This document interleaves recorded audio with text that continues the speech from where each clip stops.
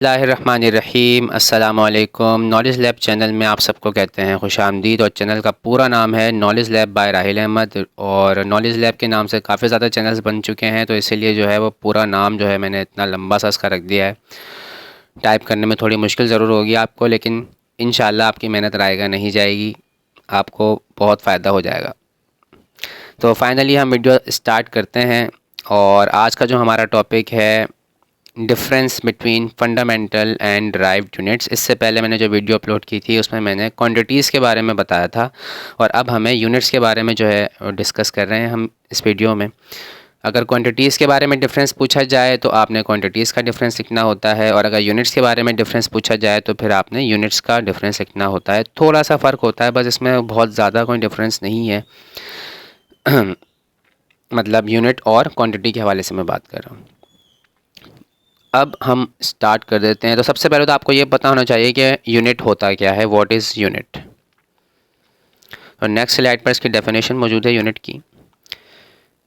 तो the standard और non value used in measurement for comparison is called unit. जब भी हमें मेजरमेंट करनी होती है तो मेजरमेंट में हम बेसिकली जो है वो कंपैरिजन यानी कि मवाजना कर रहे होते हैं दो चीज़ों का। एक तो वो चीज़ जिसकी हम कर रहे हैं मेजरमेंट, यानी मिसाल के तौर पर अगर हम टेबल की लंबाई नापना चाह रहे हैं, उसकी विड्थ या लंबाई या विड्थ नापना चाह रहे हैं, तो उसके लिए हमें एक जो है वो कोई स्टैंडर्ड वैल्यू चाहिए होगी, जिसे हम नॉन वैल्यू या स्टैंडर्ड वैल्यू कह रहे होंगे, जैसे कि मीटर, सेंटीमीटर, मिलीमीटर। मतलब कोई चीज़ हमें चाहिए होगी ऐसी जिसके ज़रिए हम इजीली जो है वो कंपैरिजन कर सकें टेबल की विड्थ या लेंथ जो भी हम नापना चाह रहे हैं उस चीज़ का। इवन कि अपने हाथ का आप इस्तेमाल भी कर सकते हैं, जैसे कि आप एक बालिश, दो बालिश, तीन बालिश, आप इस तरह से करके जो है वो उसकी विड्थ वगैरह नाप सकते हो। ठीक है। तो अब जो भी चीज़ आप इंस्ट्रूमेंट यूज़ कर रहे हो उस इंस्ट्रूमेंट में जो यूनिट इस्तेमाल किया गया है, जैसे मिसाल के तौर पर अगर इंच टेम यूज़ करेंगे तो उसमें फिट में या इंचज़ में जो है लंबाई नापी जा रही होती है। तो इस तरह से वो जो भी चीज़ उस पर ग्रेजुएशन, मतलब जो कैलिब्रेशन उसकी हुई हुई है इंस्ट्रूमेंट की, तो वो जो है हमारे पास क्या कहला रहा होता है, उसका यूनिट कहला रहा होता है। यूनिट्स दो तरह के होते हैं, फंडामेंटल और डिराइव्ड यूनिट्स। अब उनका डिफरेंस हम डिस्कस कर लेते हैं। नेक्स्ट स्लाइड से मैंने जो है वो पॉइंट्स ऑफ डिफरेंसेस यहाँ पे लिखे हुए हैं। तो units used for base quantities are called base units, definition है ये। Units used for derived quantities are called derived units. अब पॉइंट नंबर 2 है, base units are taken as standard. Base units जो है उन्हें हम स्टैंडर्ड के तौर पे जो है वो खुद से जो है वो अखज़ करते हैं, सॉरी, उन्हें हम खुद से जो है वो फिक्स करते हैं। यानी एक मीटिंग ऑफ साइंटिस्ट यानी कि कंडक्ट की जाती है, और उसमें वो फिर फैसला करते हैं, डिसाइड करते हैं कि कौन कौन से यूनिट्स जो हैं उन्हें जो है वो एज आ स्टैंडर्ड जो है वो लिया जाएगा किसी सिस्टम ऑफ यूनिट के अंदर। सिस्टम ऑफ यूनिट्स के हवाले से भी मैं आपको बता दूं कि डिफरेंट सिस्टम ऑफ यूनिट्स हैं। इससे पहले जो वीडियो अपलोड की थी उसमें भी मैंने काफ़ी डिटेल में बात की थी इस हवाले से। तो डिफरेंट सिस्टम ऑफ यूनिट्स हैं जिनके नाम मैं आपको बता देता हूँ कुछ के। एक तो हमारे पास है ब्रिटिश इंजीनियरिंग सिस्टम, उसमें हमारे पास 3 बेस क्वांटिटीज़ होती हैं, फुट, पाउंड, सेकंड। इसके अलावा सीजीएस सिस्टम है, उसमें हमारे पास 3 बेस क्वांटिटीज़ होती हैं और उनके यूनिट हैं सेंटीमीटर, ग्राम और सेकंड। इसके अलावा एमकेएस सिस्टम है, और फिर उसका एक्सटेंडेड वर्जन है हमारे पास एसआई सिस्टम, उसमें जिसमें 7 बेस क्वांटिटीज़ होती हैं। ठीक है। तो derived quantities are obtained by performing mathematical operations. Derive units जो है वो हम ऑब्टेन करते हैं मैथमेटिकल ऑपरेशंस परफॉर्म करके, जैसे कि मल्टीप्लाई करके, डिवाइड करके बेस यूनिट्स को। मिसाल के तौर पर मैं आपको समझाऊँ अगर, तो एरिया के हवाले से अगर हम बात करें तो एरिया का यूनिट होता है मीटर स्क्वायर। ठीक है। अब एरिया में हम कर क्या रहे हैं, हम 2 बार लेंथ नाप कर उसको मल्टीप्लाई कर देते हैं। ठीक है। लेंथ की अगर मैं बात करूं तो हम मुख्तलिफ़ जगहों पर इसे मुख्तलिफ नाम दे रहे होते हैं। जैसे एक साइड के लिए मैंने उसको कह दिया लेंथ, और दूसरे साइड के लिए मैंने कह दिया ब्रेड्थ। अब लंबाई हो या चौड़ाई हो, है तो वो लेंथ ही, बस सिर्फ हम एक डिफरेंस उसमें क्रिएट करने के लिए कि हम कौन से डायमेंशन की बात कर रहे हैं, उसके नाम हमने अलग अलग कर दिए हैं। तो दोनों जो है वो मीटर में ही नापे जाएंगे। अगर हम ऐसा यूनिट की बात करें तो मीटर को मीटर से जब आप मल्टीप्लाई करेंगे तो मीटर स्क्वायर जो कि एरिया का यूनिट है वो आपको मिल जाएगा। सिमिलरली वॉल्यूम के हवाले से लेंथ हम 3 बार नापते हैं, लंबाई, चौड़ाई और साथ में फिर ऊंचाई, यानी हाइट, लेंथ, ब्रेड्थ और हाइट, तीनों की मेजरमेंट मीटर में की जाएगी। और फिर तीनों को जब मल्टीप्लाई करेंगे तो क्यूबिक मीटर हमारे पास फाइनल आंसर आएगा।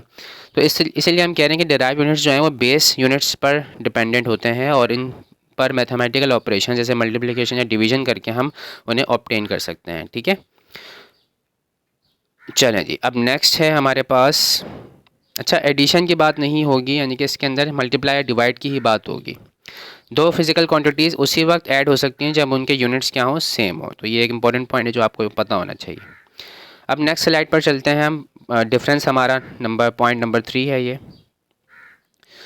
देर are 3 base units in all system of units. तमाम सिस्टम ऑफ यूनिट्स में 3 बेस यूनिट्स होते हैं, जबकि एसआई सिस्टम जो है एक वाहिद ऐसा सिस्टम है जिसमें 7 बेस यूनिट्स होते हैं, क्योंकि इसमें जो फिजिकल क्वांटिटीज़ हैं वो 7 हैं जो कि बेस हैं, फंडामेंटल हैं। ठीक है, बेस या फंडामेंटल एक ही चीज़ के दो नाम हैं। अब डिराइव यूनिट्स जो है वो बहुत सारे होते हैं, क्योंकि किसी भी सिस्टम ऑफ यूनिट की बात करें तो बहुत ज़्यादा हैं, तो हम इनकी कोई फ़िक्स यहाँ पे वैल्यू नहीं लिख सकते कि इतनी है।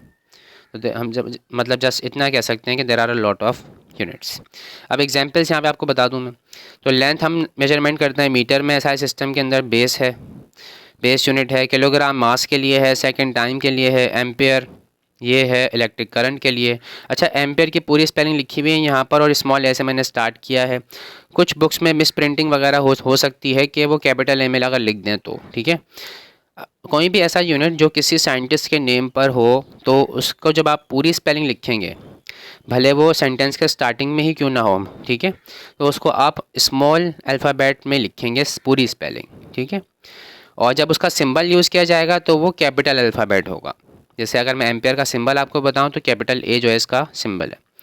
अमाउंट ऑफ सब्सटेंस जो है वो मोल में हम मेजरमेंट कर रहे होते हैं। इसके अलावा इंटेंसिटी ऑफ लाइट या ल्यूमिनस इंटेंसिटी, ल्यूमिनस इंटेंसिटी रोशनी की शिद्दत जिससे हम कह रहे होते हैं, तो ये कैंडिला जो है इसका यूनिट होता है। Are base units in SI system. तो एसआई सिस्टम में जो है ये 7 बेस यूनिट्स हैं, और बाकी तमाम सिस्टम के अंदर लेंथ, मास और टाइम जो है वो जनरलाइज वे में कहा जा रहा होता है। जबकि ब्रिटिश इंजीनियरिंग सिस्टम में जो बेस यूनिट होता है हमारे पास, मास नहीं होता, मास डिराइव्ड वहाँ पे होता है, यूनिट डिराइव्ड क्वांटिटी होती है। तो मास के लिए वहाँ पर जो यूनिट यूज़ होता है वो स्लग होता है।